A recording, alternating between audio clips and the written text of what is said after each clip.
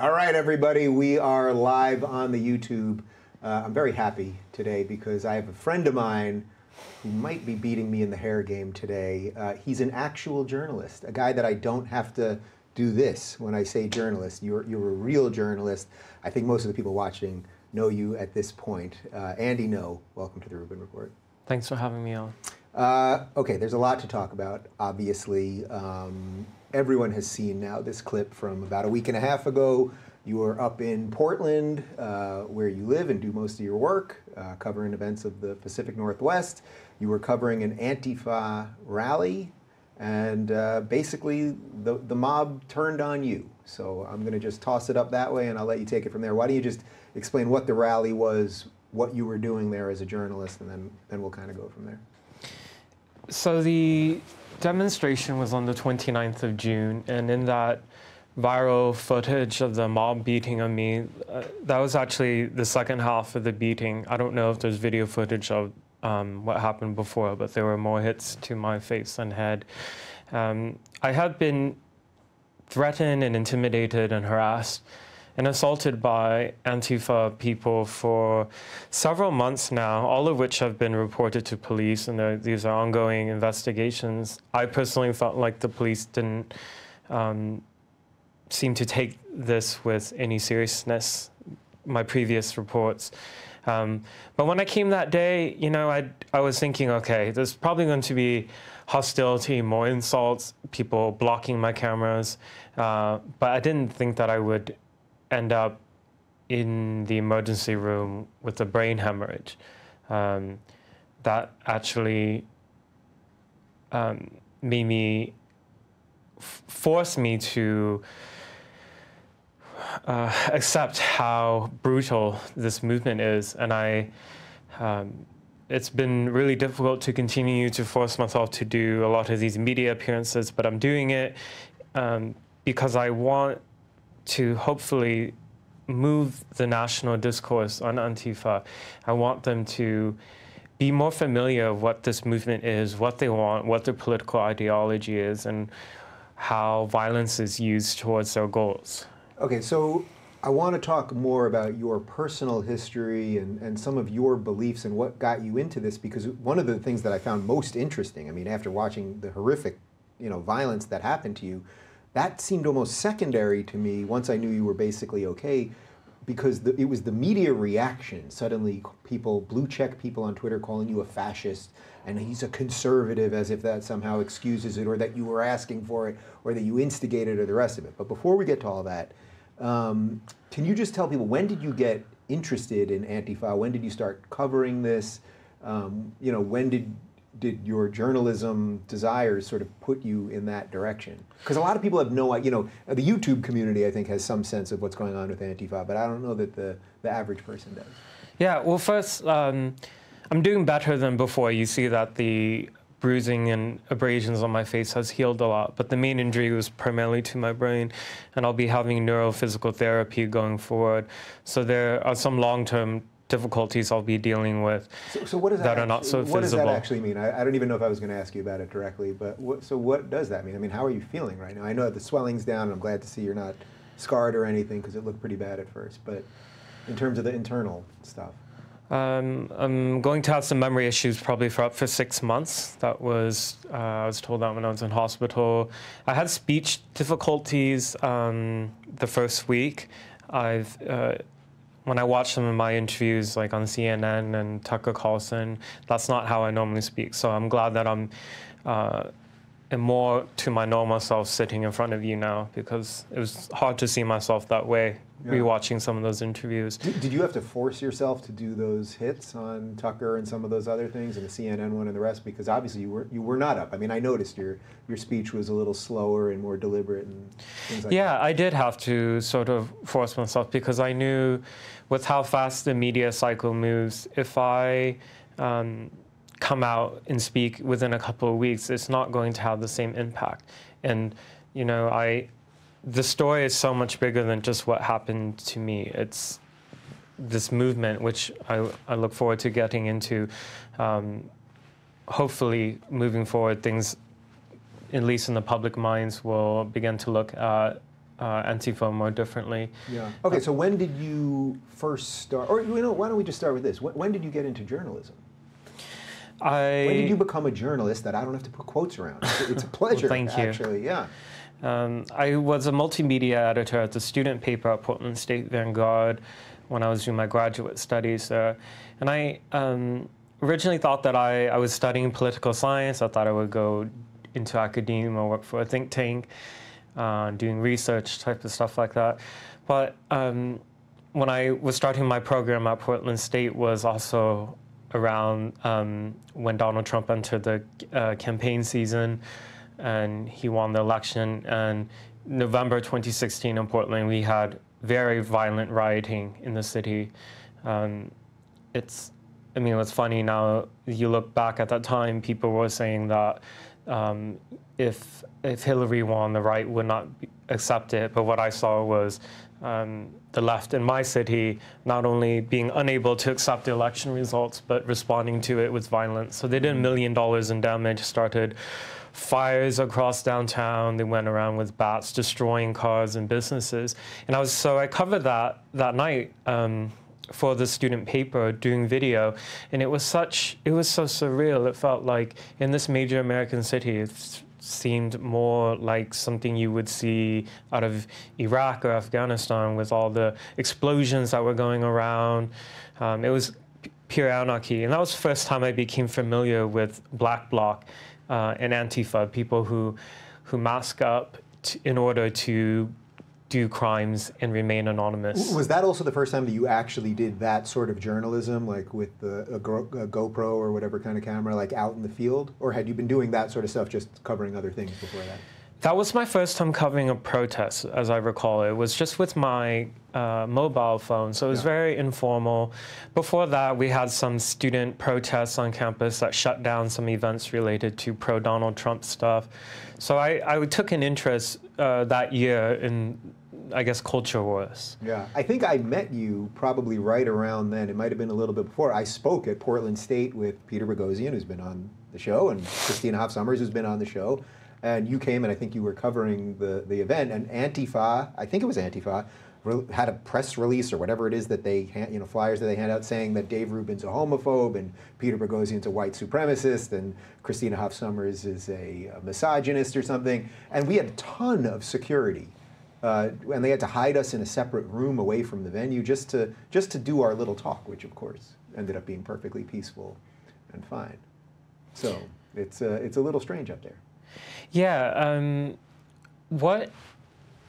So can I explain what Antifa is? Yeah. Let's go. Most people here are just familiar with the people who wear the masks and go to and show up at these demonstrations, right? But they actually really underestimate what this movement is. Antifa gives themselves the misnomer of anti-fascist. I never give them that propaganda win by referring to them as that. I call them Antifa. I never call them anti-fascists. They're masters of doublespeak. So you see it reflected in the name Antifa too.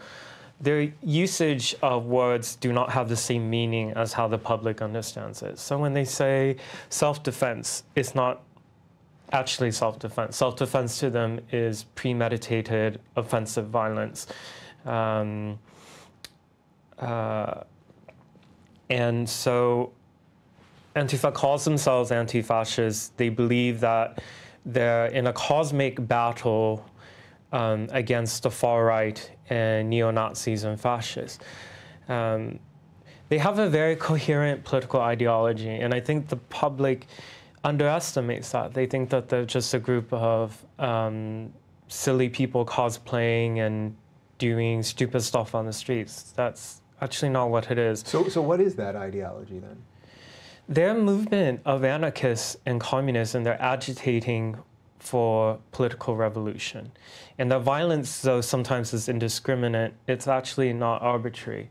It's working, they're creating chaos and polarization in society and undermining our institutions that make up the nation state so that, I guess in their ideal world,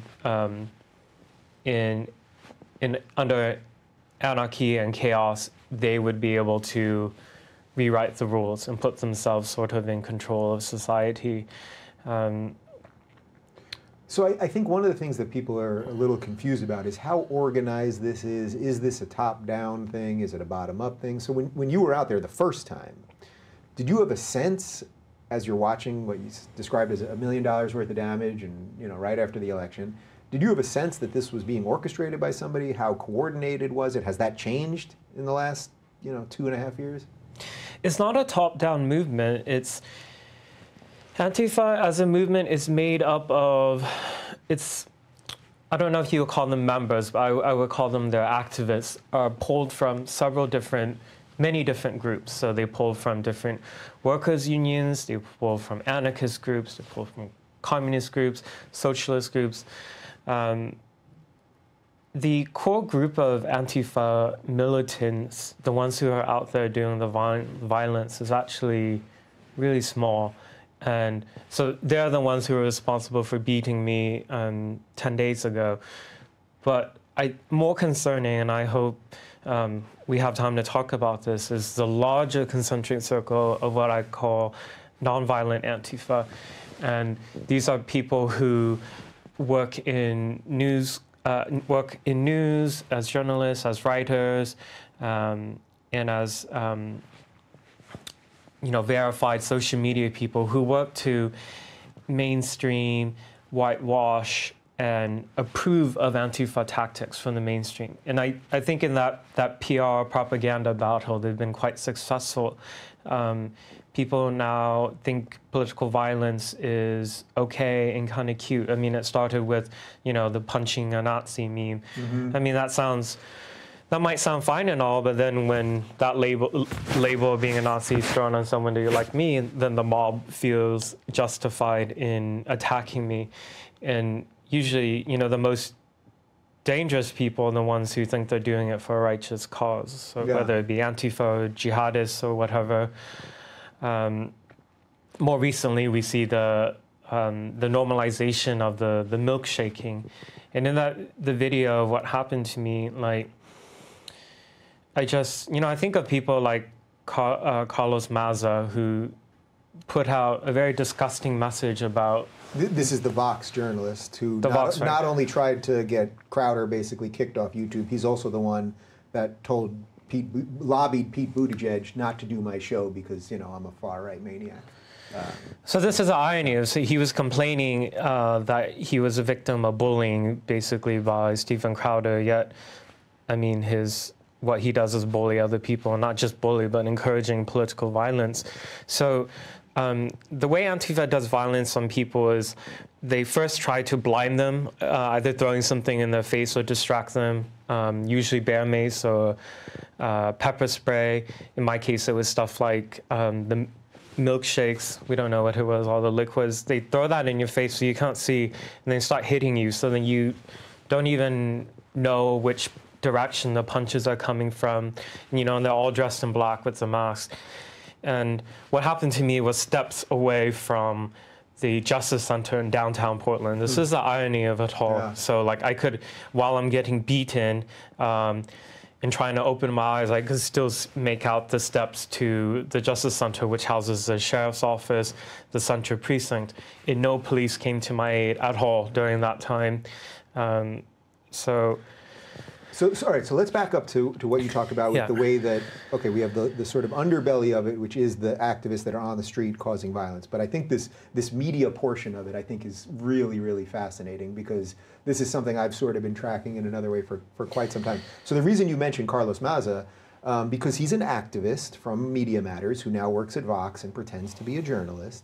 And I don't like talking about people. This is the thing. I always try to talk about ideas, not people. But he was sending out tweets just within the weeks before this saying, milkshake them all, right? That was the one, meaning that you milkshake the bad guys, and Andy Ngo is a bad guy in his estimation. But can you talk about how pervasive the ideas of Antifa, or of excusing violence, or of labeling, the amount of labeling that I watched of you after this, that you're a fascist, or that you're not a journalist. This is what other journalists were saying. He's not a journalist. He's a fascist. He's a conservative. I want to ask you some of your political views as well. But can you just talk about how how that bubbles into the newsrooms of these places. Newsrooms, I don't know, it's usually, they're probably mostly writing from their own homes, but like, how did this get so that all these blue check Twitterati that seemingly have some influence in the mainstream now are sympathetic to this violent group? Quillette recently published a great piece by Dr. Owen Lenihan, who's an Irish academic who looked at the relationship between journalists and the Antifa subjects they were covering. He found among some very influential ones who work in mainstream media that not only are they providing favorable coverage, that they're basically being cheerleaders. Mm-hmm. I recommend people read that piece, and his paper that he wrote for that is under peer review right now for a academic journal. But what was so... But how do they think they're getting away with it? Because for those of us that have been paying attention to it, it's pretty obvious what they've been doing. But how do they think they can get away with it, where they are no longer journalists by any objective standard? I think they get away because they've been taking steps towards mainstreaming a lot of Antifa tactics and ideologies in a way that, well, once it becomes normalized, people just don't even question it anymore.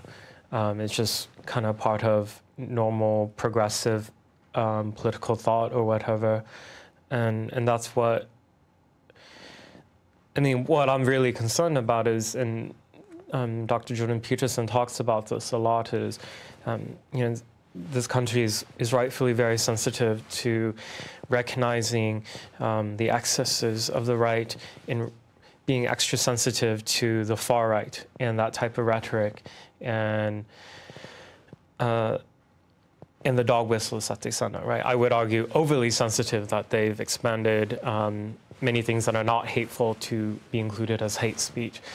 But I think there's a blind spot when it comes to far left activism and ideologies, so much so that even extreme far left militancy is seen as a just cause. Yeah. But do you think that's as simple as because of the fact that most of these journalists, the blue check journalists and the people that work at Vox and HuffPo and BuzzFeed, that they're all lefties? So they either are excusing it because they're kind of down with it. It's like they're watching those people do the dirty work that they don't then have to do. They can just kind of cheerlead it, as you're saying, through their own articles. Either that, or that this is fully what they know that if they stand up against it, basically, that they'll be called Nazis too, right? I mean, that's what I've consistently seen happen to any of the decent liberals over the last couple of years. Yeah, I mean, one of the tactics is if you speak out against Antifa, then you're accused of being sympathetic to the far right or carrying water for the far right. That's what I'm accused of. It's part of the strategy, and it works, unfortunately, in silencing people, in making certain people seem like they're untouchable. This movement lies a lot. What's been really eye-opening for me is, I mean, it's one thing to tell like half-truths, right, or to put a spin on stuff, but a lot of these activist leaders have no problem outright just making up wholesale lies about their political opponents. Very bizarre stuff has come out smearing me as the story became big. So were you shocked? I still don't want to gloss over exactly what happened to you and what it was like that day, so we'll get back to that. But were you shocked at the way the media treated you after? That basically what I saw happen was you got support mostly from people on the right, you know, conservatives and libertarians, but that basically all of the rest of the mainstream media, whatever it is, like the Brian Stelters of the world and the CNNs and the rest of it, they had to be guilted into even putting you on. And when they did put you on their shows, Stelter didn't put you on, but he did reference it at the end of his show in the quickest, sort of most ridiculous way. But CNN did put you on their morning show, which I think it was because we all sort of guilted them into it. Everyone was saying, is CNN going to cover this? Where's the New York Times? And it was like they waited and waited and waited, and then eventually had to do it, or eventually acquiesced because they didn't want to look totally ridiculous, or the New York Times, which wrote a ridiculous piece about you, that they all framed you as conservative. as if that was their way of kind of winking, like, this is kind of okay, he's conservative. Do you consider yourself conservative? Are you conservative? I actually don't. I know you fairly well, but I don't know any of your political beliefs. But I thought that that tactic by them and the fact that it ran across everything, he's conservative. Kind of okay.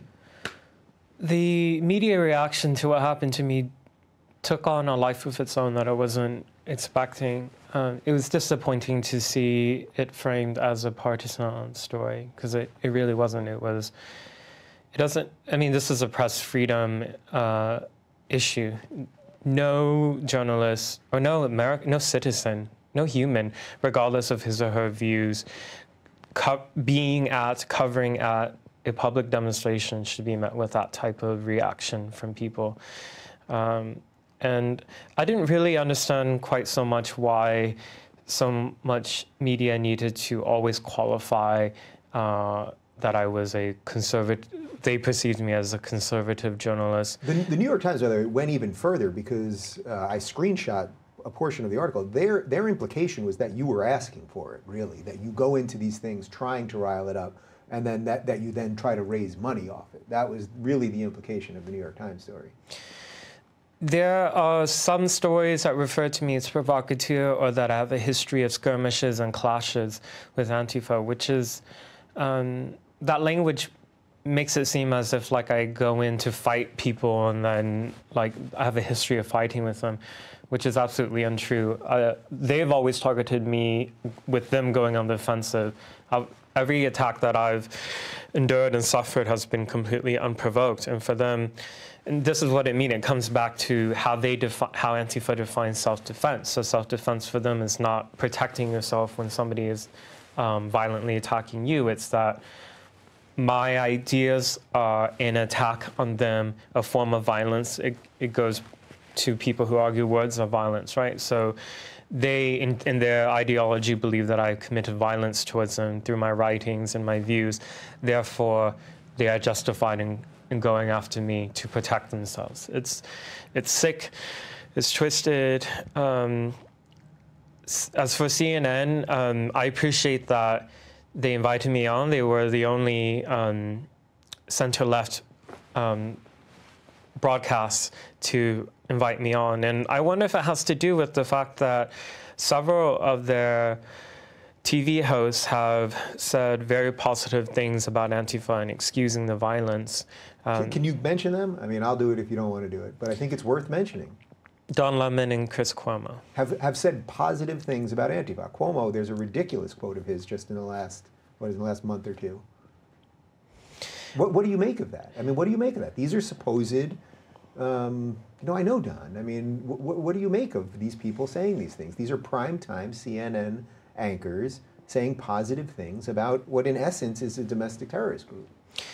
These are people who I believe are saying this stuff out of ignorance. You know, they're from an elite class of media, and they work in New York City or DC.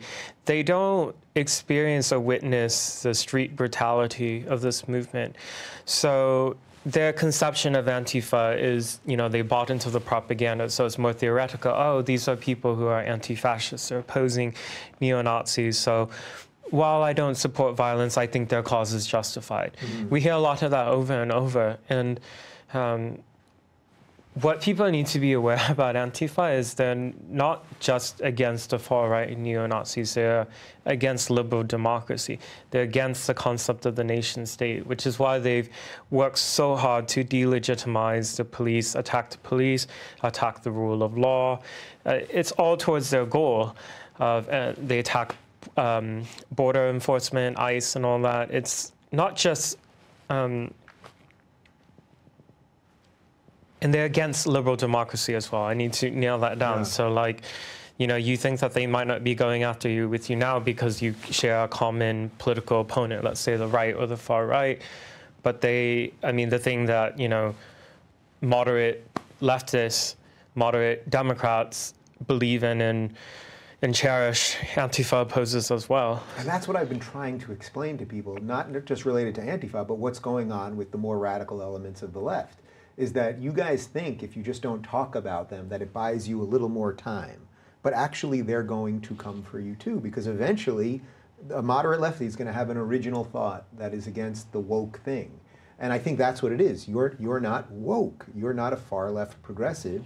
So then the only way that the media can frame you is as a conservative. I mean, do you consider yourself conservative? I know this is a sidebar in a weird way, but watching it happen across the media, where everyone, I even brought it up, even on Fox, they called you a conservative on a thing that I did, on a segment that I did. And I made a point of saying that I know you, and I don't know you to be a conservative. I've never heard you say that. I don't know all your political beliefs. When Fox was doing it, I think it was to signal to their audience, this guy's kind of one of us. But when the lefty media does it, they're doing it because they want to go, oh, it's kind of excused because he's one of them. So everyone does it for their own sort of purposes. But what do you even consider yourself politically, even though that's actually, it's completely irrelevant in a certain regard, other than they've made it an issue? My work is out there on record, so however people want to label me, fine, go ahead. But I've written and do work for very mainstream places. I mean, I went from being a student journalist to contributing to the Wall Street Journal, the National Review, the Spectator, American Spectator, and the New York Post. The video content I produce has been provided to the Washington Post, to Reuters. So however people want to fix a label to me for their own political agenda, you know, they do their own thing. I don't identify myself in that way so much, but I will talk about my lived experience, to use the language of progressives a bit. Yeah. I think my critical coverage of Antifa and other far-left militant movements is informed by my family's background. My parents were refugees to the United States from Vietnam, and they actually lived through a Marxist revolution. They were from the South, and they experienced life after the country reunified as a communist state, and they faced so much persecution. My mother and her family happened to belong to the wrong class, right? So they had all their properties, business confiscated, and they were taken to labor camp. My father was sent to re-education camp. And so I don't view radical communism or Marxism or any of these related ideologies with the same rose-colored glasses that a lot of my fellow citizens do in Portland. The socialist movements there is very, very active, and I would say there's a stronger visibility of them than even like regular conservatives by far. These are primarily young white people, educated. They have no experience of what it's like to live through a Marxist revolution, so they think of it much more in as a nice theoretical idea rather than talking to people who have experienced what it's like. So that family background and experience that my parents have gone through, and their trauma that they passed on to their children, right, myself and my sister, informs how I cover Antifa. And I think there's like I said earlier, there's a certain blind spot in this country for the far left. They don't understand or know the history of what that can lead to when it goes completely unchallenged. And I want to make it important that I think, I don't think that these ideas should be censored at all, but it's important we talk about it honestly. And right now there's just a lot of propaganda going on and revisionism about radical Marxism. So since you said it so eloquently, using their language, let's use some of their ideas. So one of the ideas out of this Marxism and postmodernism and all of this is identity politics. I mean, that seems to be the core of all of this, right? Now, if we were to play the identity politics game, as you just said, you're Vietnamese, your parents were refugees, you also happen to be gay, big goddamn deal. I know you don't want extra credit for it. But what did you think about the way the media even treated that? That if this had been Jussie Smollett, which was a hoax, that Nancy Pelosi and Chuck Schumer and Cory Booker and AOC and basically all of the candidates used a hoax to show that a black gay man, it shows what an evil, racist, patriarchal society America is. They all had no problem saying that. They had no problem using the Covington kids when it seemed like, you know, white Christian kids were going against a Native American elder. But in your case, as a double minority, and I know you don't want to play that game, it's important that we at least address the strangeness or hypocrisy around the fact that everybody was silent. And as a matter of fact, the only two candidates who addressed it was Andrew Yang, who I think is a pretty decent guy, gave a kind of limp-wristed, you know, nobody should be attacked over violence kind of thing, but at least he addressed it. And then Eric Swalwell, who just dropped out yesterday or today, I guess, he sent out, well, I disagree with many of Andy Ngo's ideas, but nobody should be attacked. And I tweeted him, I said, well, which ideas do you disagree with? Because it was just this pathetic way of saying something. It was a but in there. What do you make of that? And Joe Biden. And Biden ended up doing it, what, 2 days ago with a press release. So Biden waited like 10 days to say, you know, don't be violent to journalists, basically. You know, I express gratitude towards these three politicians for speaking out in support of me. Also Ted Cruz has, as well as Rick Grinnell. And, but particularly for Democrats who, and there were very few who came out in support of in condemning the violence against me. I appreciate it, even as a small gesture, because it's unfortunate that the political climate is so ugly that a lot of their colleagues in their party don't feel that it's politically safe to speak out against what happened to me. And what's a sad irony, I guess, is that these are the same people who, the ones who remain silent are the ones who came out batting for Jussie Smollett right away. Right.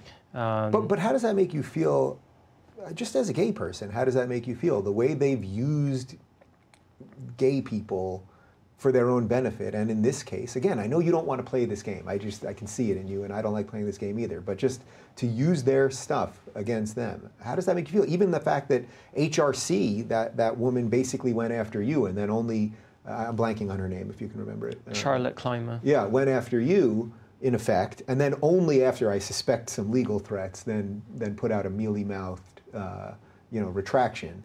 But HRC is supposed to stand up for gay people. Here was a gay man being attacked by a mob, and they chose to throw you under the bus. Where was the rest of the gay media? Where was the rest of all the activist organizations? Anybody? Did Advocate write a piece defending you, or Out Magazine, or? So it feels like we're through the looking glass. The legacy gay rights lobby is, I would argue, they made themselves irrelevant. They made themselves so partisan. They've given up on their principles. And so I think what's so, and how that manifests so clearly is the communication staff for Charlotte for Human Rights Campaign, which is probably the largest gay rights lobby in the United States. After I was attacked, came out and called me a weasel and said that I was looking for that type of reaction, and essentially that I deserved what happened to me. But it's just important, because I don't want to gloss over this. The point is, she could have just sat it out. She could have just ignored what happened altogether, but she chose to go after a gay man who was just attacked. And I hate saying it through this lens, because I hate talking about these things this way. But she made that choice of doing it. Well, I think it demonstrates this use of so-called minority communities or marginalized people as a political tool for power, and it has nothing to do with actually defending their rights. I mean, Human Rights Campaign, they constantly complain about how there aren't enough LGBT people in journalism, and here you have somebody, myself, who works in this field and was attacked brazenly by a mob of masked individuals, and your communications person responding like this. I mean, she has come out with an apology later. I imagine probably because she faced, I mean, it looks bad for the organization, right? So at least they have some type of... But do you accept, I mean, just personally, do you accept those breadcrumbs? when a politician sends out a "but" tweet, I don't agree with him, but, or when they send out, you know, a week later when they half apologize because you know that the public pressure forced her to do it. I mean, just you personally, is that good enough for you? I say I appreciate it because in Portland, you know, the politicians who are supposed to represent me, the mayor, I have not heard from the mayor at all. He hasn't reached out to me, and nobody on city council, and none of the politicians in the state of Oregon either. So, you know, that these other people, even saying these small statements just as a gesture, I appreciate it because those closer to me in my own city have remained silent, and the silence is deafening. Mm-hmm. So yes, these are just breadcrumbs. It's just you know, generic platitudes, whatever. But I think it takes a certain amount of bravery now to do that if you're part of the left, I think, to defend somebody who people perceive to be on the right. Yeah, God, what an absolute disaster. Yeah. If only someone had been talking about this on YouTube for the last couple of years, that this was going to happen, you know? So, all right, let's talk about Portland itself, though. So first, actually, can you just tell me a little bit more about your process when you go out into one of these situations? Like, because there were a lot of these, the blue check Twitterati, he's instigating it. He wants to get hit. He wants to get beaten so he can use it for fundraising, all of these things. Can you just talk about what it's like? I mean, the average person, I know, I don't think I would do it, what you've done, and I've seen you do it many times. Just go out there and try to videotape. That's all you do. I've never seen you really get in anyone's face, certainly violently attack anybody or instigate anyone with words. You're trying to document what's going out there. But can you just talk a little bit about your process, how you think about, if it starts to get violent, what you're going to do, just the whole thing? Yeah, it's fascinating to see high-profile people on social media who weren't even there attribute defamatory motives and claims that I behaved a certain way. How I conduct myself is always very professionally. I go to these events. Before that day, I used my phone as my video camera. On that day, I was excited to try out my new GoPro, but that was robbed during the beating. I just go and I record. I don't interact with the people. I don't say anything. I stay within the public spaces. It is important to recognize that there is, now that anybody can start a YouTube channel, there are certain people who come in to be really provocative. They, you know, literally shove a camera in somebody's face and ask them inflammatory questions. That's not my style, and those people should not be attacked either because they're not breaking the law. And at a public demonstration, anybody can record and speak to anybody, right? And it's within the rights of the people who don't want to be recorded to walk out of frame or move away. The way the Antifa responded to me, it was like a series of escalations on that day. So before I was mob attacked, in the morning in the park where they had congregated, when I was just walking around, they had sent their goons basically in the masks, in the black outfits, to surround me at various points to prevent me from walking around, or they would use their bodies to try to block my cameras from physically. And where are the police at this point? When they see a mob, basically, of masked people stopping a citizen, forget that you're a journalist, stopping a citizen from walking down the street, where are the police? Feet away, watching and doing nothing. So I had been milkshaked in two separate instances that morning, one to the head and one to the face. In both of that, I was live streaming on my phone at the time when it happened. People can see the footage on my Twitter. Both were reported to police, and you know the suspect runs away, but is still within the area. So I'm letting police know, hey, it's this masked person right here. I don't know who it is, but I can point this individual out. They let me know this day, as they've let me know many times, that they will not approach, question, detain the suspect because it could incite the crowd. So that just gave the mob, basically, it empowered them because they knew that they could do more and more within literal eyesight sometimes even an arm's length away from police, and do it with impunity. So the police were basically flat out telling you they were not going to do anything. Yes. Short of, I suppose, if someone had hit you with the crowbar right in front of them, I guess they would have done something, or in effect they didn't. So basically, they let me know that they would only intervene when there's threat of serious imminent bodily injury or death. So, which is crazy, because one of those milkshakes, for all you know, it could be boiling hot water. It could be anything, right? Yeah, it could be acid. It could be anything.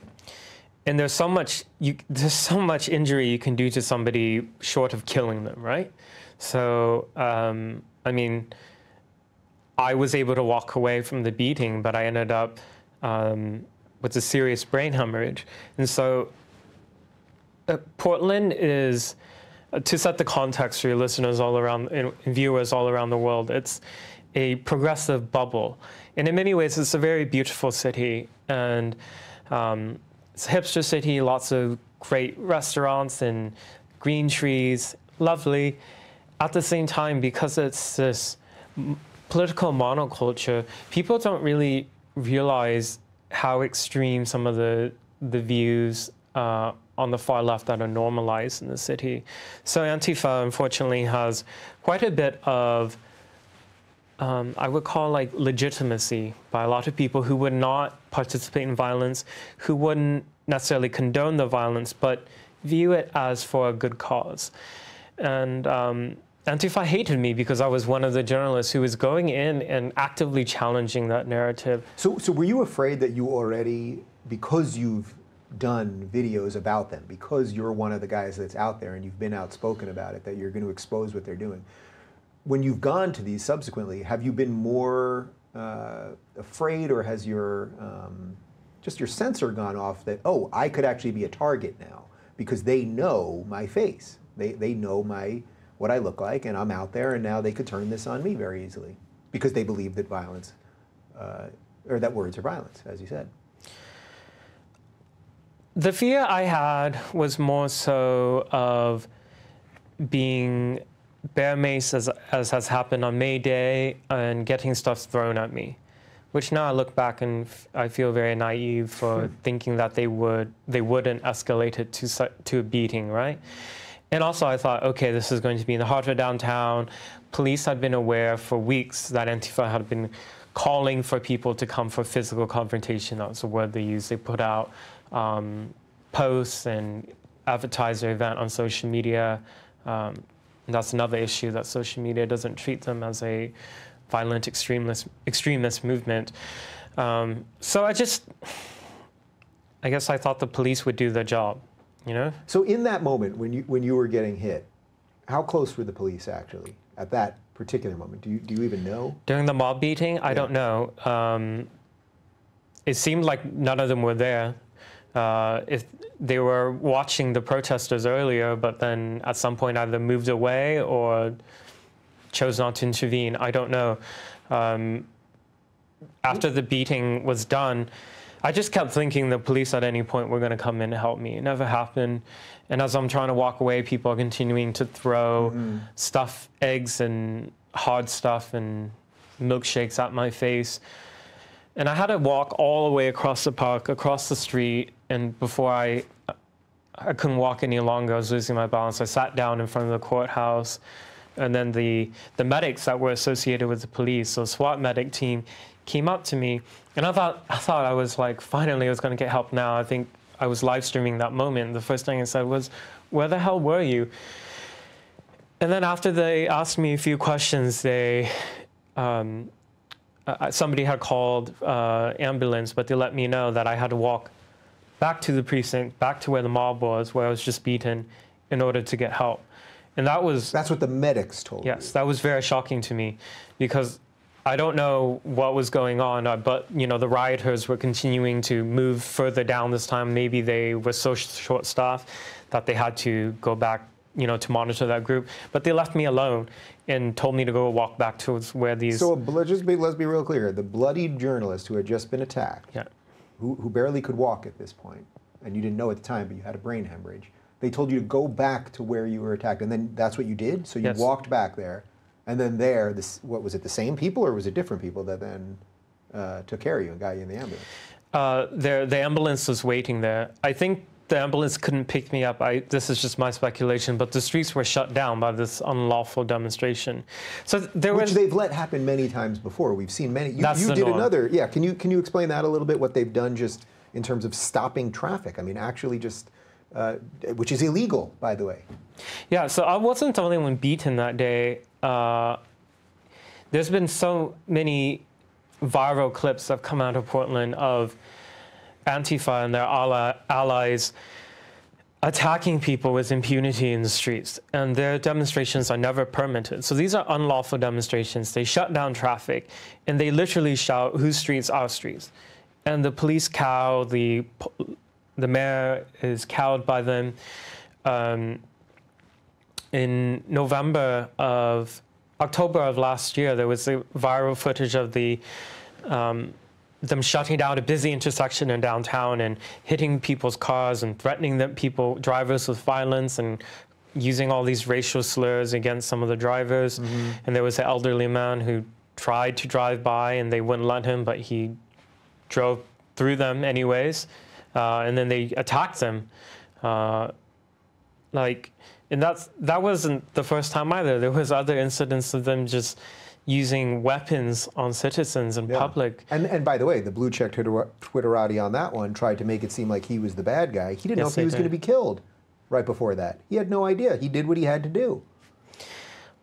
So, I mean, this is my plea to the city's leadership. I don't know how many, I asked them how many more people have to be injured before they actually enact some policy changes. I mean, the mayor, 9 days after my attack, the mayor finally did a press conference and came out with just platitudes condemning violence.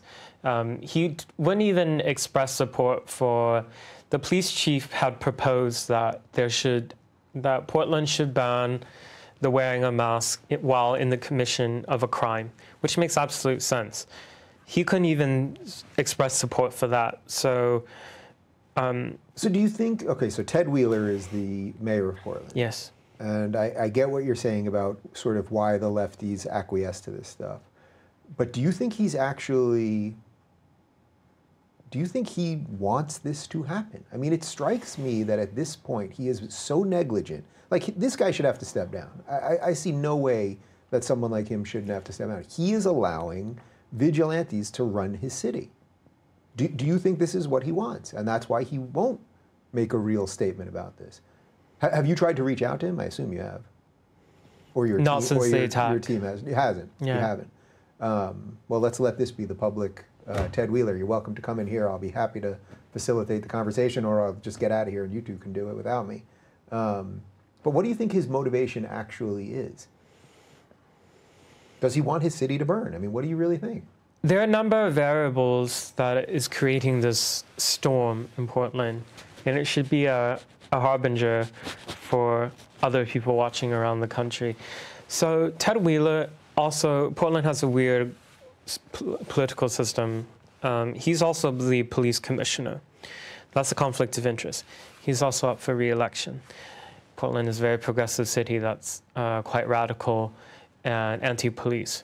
So you have all of these variables together. It creates the conditions for somebody who's supposed to be leading to sort of turn a blind eye to political violence on the left, right?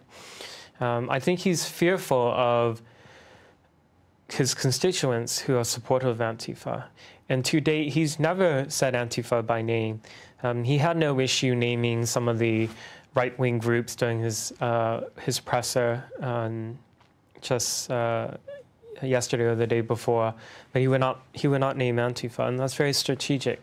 So my impression of him, his political background, my sense is that he's a mainstream Democrat, but he recognizes that to remain in power, to have political influence in Portland, you have to play favor to Antifa and the militant far left. Have you ever seen violence like this when you're covering the sort of what they would describe as the far right version of this, or when you've seen some of these nationalist groups what's walking into that? How is that different than walking into an Antifa event? The right-wing groups are covered extremely negatively and accurately in the local press. So they make it seem as if like these groups are just meeting on the streets of downtown and then fighting random people. Usually what happens is they hold some like their own rally or protest or march or whatever. And what is it that their beliefs usually are? Patriotism, sometimes they're condemning Ted Wheeler. It's just a whole bunch of right-wing things. And and it should be stated that a lot of the demonstrations from the right-wing groups are provocative as well. I mean, the 29th of June, there was a Proud Boys flag waving event, which was completely peaceful. There was no conflict there. There were at one part of the city, and another part of the city, there was a men's rights activist group. Very small. So Antifa comes in and they... But wait, I just want to understand what the violent part of that is. I'm not trying to sit here and excuse far-right violence, but so you said patriotism and they don't like Ted Wheeler and maybe a men's rights group, but what's the part of that that's far-right, or what's the part of that's potentially violent or something? I'm genuinely just trying to understand, because everyone says that that's where the violence is coming from if you listen to the main narrative. So what is the violent part of that? Or what is the far-right part of that? I think, Portland has had a lot of these right-wing demonstrations since 2017. And at that time, Patriot Prayer, run by a man called Joey Gibson, his events were open to the public, and they attracted some genuine people from the far right. And I don't think he did a very good job at that time in the beginning of keeping those extremist elements out. And certainly this is an issue of when you organize free speech events or whatever, and you portray yourself as conservative or right wing, you're going to draw a certain element from the population that is fringe on the right. Mm-hmm. I think to Gibson's credit now, he has tried to mainstream his views and the way he organizes, and it seems genuine. I don't know him very well, but that reputation has always followed him in all these groups because they used to do stuff together as well. So people are then using the fact that because these events in the past have drawn out alt-right people to the events, that's all of what that right-wing movement is about, and it's not. But again, I'm not trying to excuse that element. Like that element that is a racist element absolutely should be exposed and talked about and all of those things. But are those people being violent also? Like when you've gone in and covered them, or when other journalists, or just when passers-by go by, are these guys violent?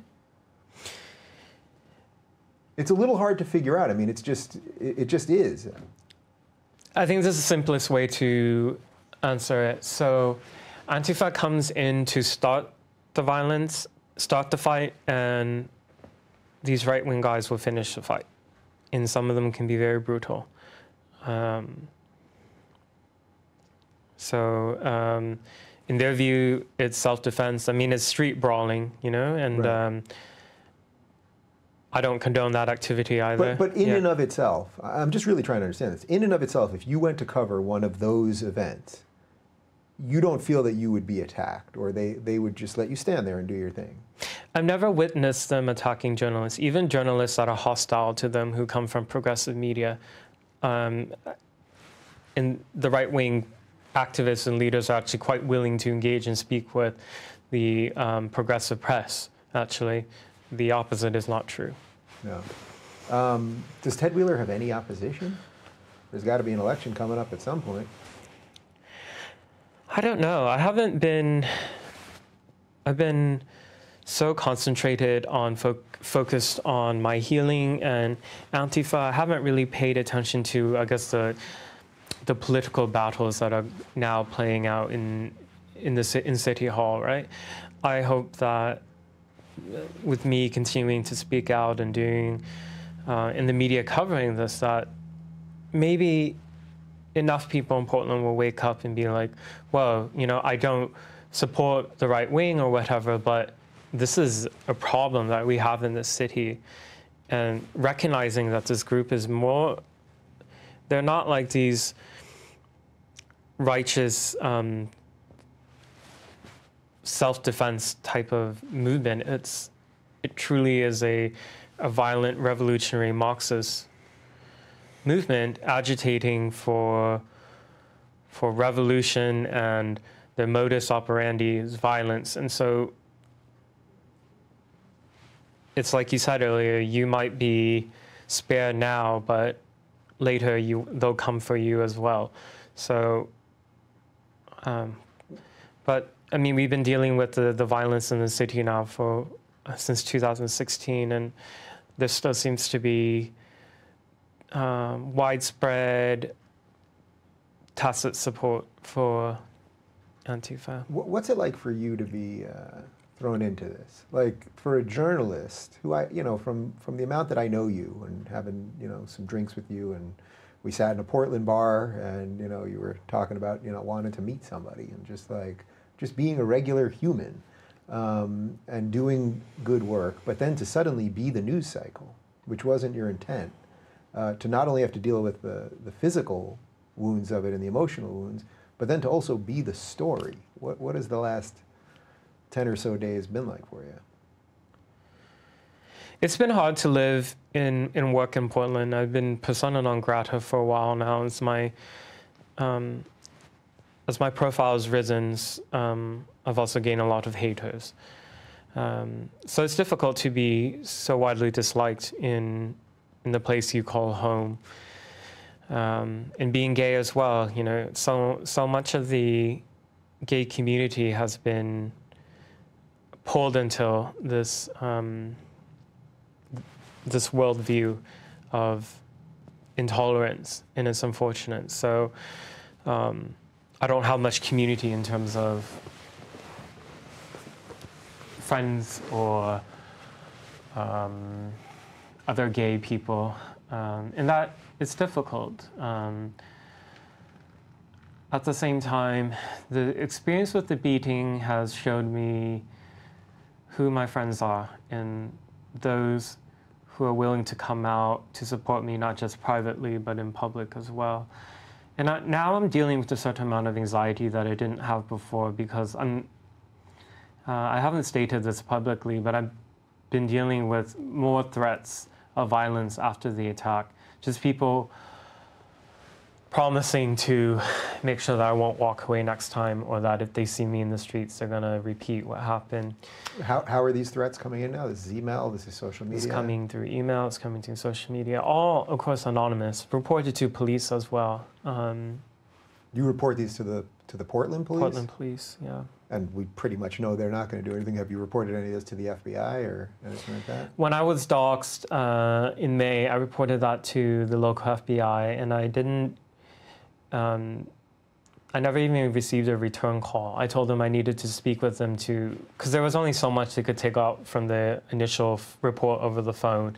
And they said, maybe somebody will call you back. They never did. So, I feel like I'm not getting much institutional support. And yeah, so now I have a certain amount of anxiety, even being in public in my own home city, right? I haven't gone out too much, but when I have, it's like just experienced a certain amount of trauma of like, that person's walking quickly behind me, are they gonna hit me? Like a lot of these thoughts are kind of irrational, and it's so frustrating that Antifa has been able to do that to me. And I've been asked, are you going to continue to do the same work as you're doing before? In August, there's going to be another protest planned. And my initial response in my mind has always I want to say, of course I'm not going to change. There's people, you know, I've been fearless before. They've tried to intimidate me into silence. It hasn't worked. It won't work. But now I recognize, you know, like they nearly killed me on the 29th. And I can't be so naive as to think that police will actually be protecting citizens, law-abiding citizens anymore, which is a terrible thing to accept, right, for any citizen. So going forward, things are changed, and it's unfortunate. I tell this particular next part because I think it's important that people, the morning that I left to cover that Antifa demonstration, I originally had on a helmet because they had been escalating stuff in the previous months, and I was thinking maybe just to be safe I'll wear a helmet. But I caught a glimpse of myself in the mirror, and I just thought, I didn't want anybody there in the group to get the impression that I came there looking to provoke and to like be a combatant. So foolishly, I took off the helmet. I left it at home.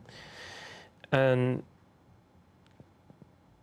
this is the thing about like the Black Bloc. It's not just a strategy to, you know, cover your face and wear black so you can do crimes and melt back into the crowd. It's also to erase any sense of individuality as well, because now they're operating as a group.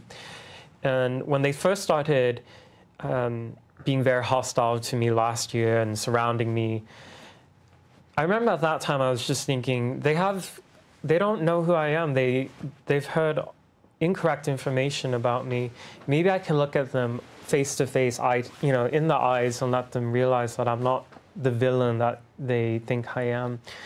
But I was unsuccessful, and I think the Black Bloc prevents that. You know, you're wearing sunglasses, so you don't even know who you're talking to. You can't even look into their eyes, and that's been. I think that's how they're able to dehumanize me to the point of where they would attack me like that. They don't see me as human. They have created a phantom villain in their mind with all these lies attributed to what I allegedly did or said, untrue. And so, you know, some of the most dangerous people are the ones who think they are doing it for a righteous cause. And that's what Antifa is. What do you think it is about you that makes you do this? Why you?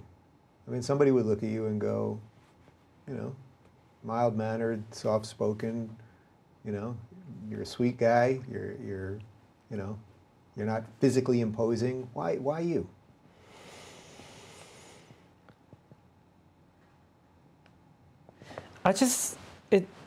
It seemed like there was a very serious blind spot in the media for far-left militancy, and I was frustrated by that. You know, there was so much focus on not just the far-right, but just right-wing organizing. And at the same time, what I was seeing happening around me was militants from the far left, and it not really getting fair coverage or accurate coverage. I just thought, well, if nobody's going to do it, I'll go out and do it. And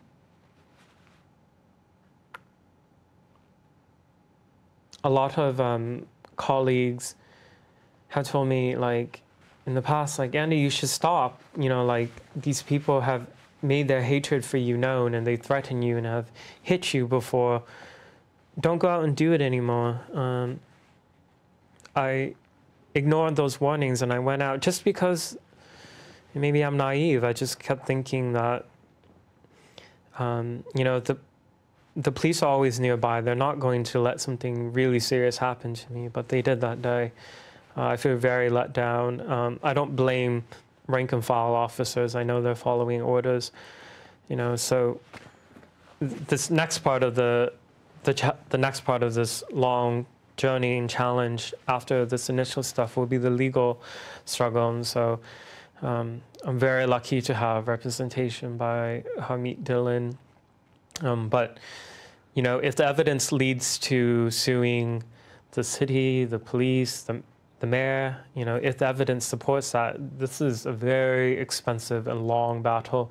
And the legacy civil rights groups, are not serving a certain segment of the population who have their civil rights violated. Yeah, where are they? Where are they? Double minority, if we want to play that game. Has anyone reached out to you from any of these organizations? No. So, you know, with people listening and watching, if they're wondering how you can get involved next, Hamid Dillon, my attorney, has a nonprofit, publiuslex.com. Yeah. And guys, let's get the link to that in the description right now. publiuslex.com.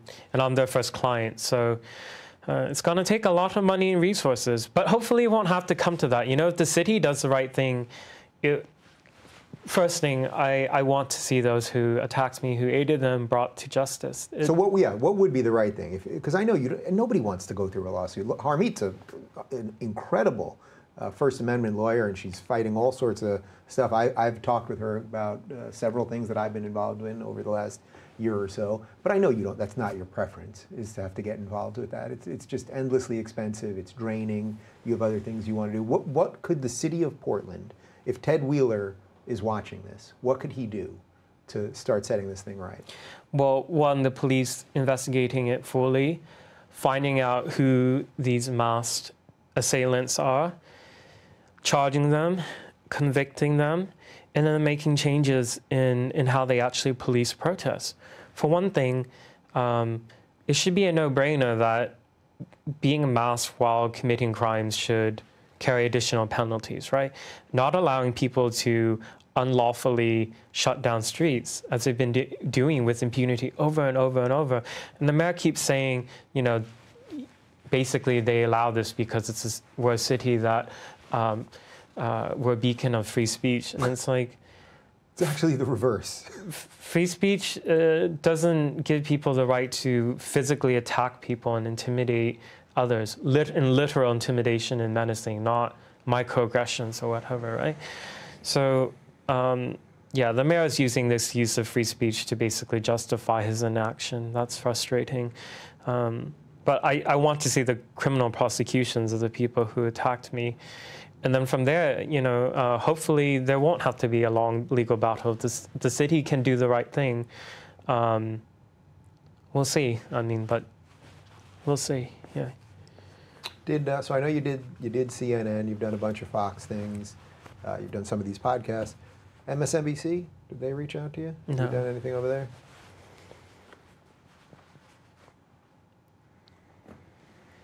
I think there was a effort by some leftist journalists and center-left journalists to delegitimize me as a journalist because they recognize that freedom of the press is quite sacred, and it would be a huge blow to the Antifa propaganda if people realize the truth that they actually do attack journalists. I'm not the first.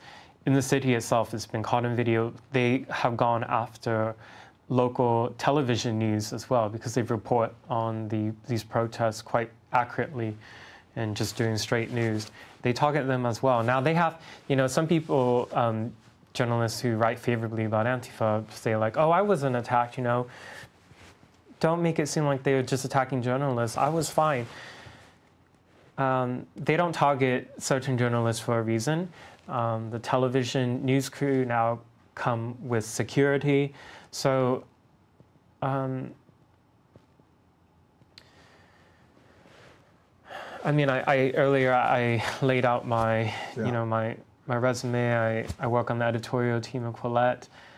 Very lucky to be a part of that. So it's like, I mean, if I'm not a journalist because I also do column writing and express my opinion, then, I mean, if that's the precedent these people want to take at some point, it's going to be turned back on them. Well, of course, and it's also just an absurd precedent. So when I'm watching these journalists say, well, he's not a journalist, or he's a conservative, or he's a fascist, the implication being, well, what are you saying? So you're allowed to attack people who aren't journalists on the street? Is that what you're saying? Are you allowed to attack conservatives? Even if someone was a self-proclaimed fascist, are you allowed to attack them? And I suppose their answer is yes. I think it is yes. The provocation to them can be just existing with the wrong ideas. You saw how they I mean, it's still surreal to me to see the mainstream response to the Covington boys, right? Like this visceral hatred for somebody because of the look on their face or the hat they were wearing. Like, in my coverage of Antifa and the people who joined that militancy movement and those who have strong sympathies for it, I think it does draw in a lot of people with personality disorders and those who are sociopathic as well. I mean, it takes...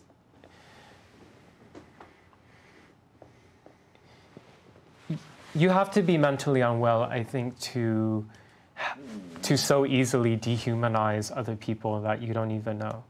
And this is where, like, sometimes I try to humanize these people that I'm covering who hate me so much. You know, like, there's people who have reached out to me who have recognized some of them when they're briefly unmasked and be like, I knew this person from back then, they were struggling with this or that. I'm just like, so I recognize they're manifesting their pain in this way, and it's unfortunate they're choosing it in violent hatred for the other. This country, there's a lot of healing that needs to happen.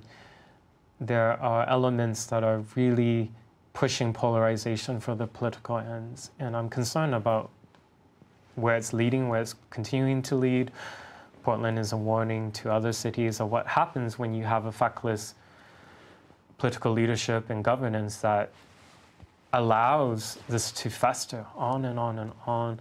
And with 2020 coming soon, I'm scared about what might happen if they don't accept the election results again. So Michelle Malkin, who some people would say is a far-right provocateur. I'll leave it up to people to say whatever they want. She started a GoFundMe for you.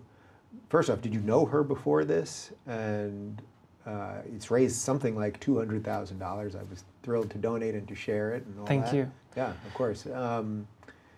Did you know her? Did you expect that kind of outpouring? I mean, thousands of people donated. That's a lot of money that'll help you with medical costs and a whole bunch of other stuff. I did know her. I have so much gratitude for her. She is such a brave woman, and I only preface that saying that, you know, some people say she's this because that's the way we're all treated now. I don't think she's far right. Yeah.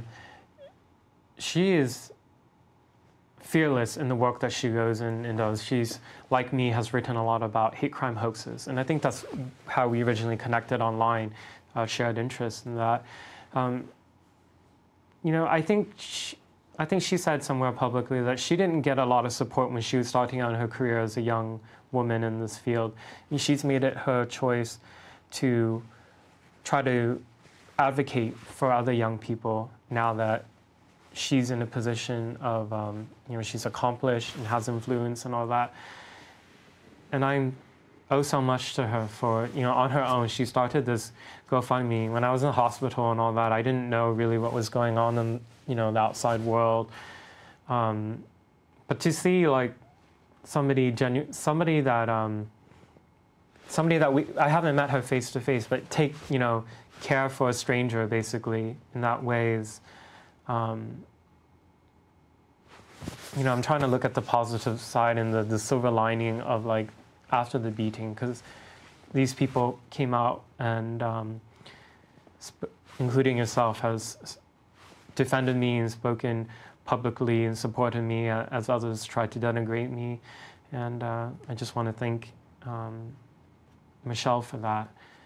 She didn't have to do it. She didn't need to do it, but she did it. And I hope when I'm older and more experienced that I can express that type of mentorship to somebody younger and working in this field, because it can be really brutal and hard, especially if you have a dissident opinion. Well, I just want to say to you that I consider you a friend. I considered you a friend before this, but, you know, I've had a couple moments over the years of doing this show where I'm sitting across from somebody where they've been thrust into something that maybe they didn't choose. Somebody like a James Damore, or Lindsay Shepard, or even Jordan Peterson, or Brett Weinstein, where the world hit them, not because they were a bad person, but because they stood up for something. And I know in most cases, you don't really want it. I mean, I can see it in you. This is not what you want, but I sense you're going to do something incredible with this. I really do.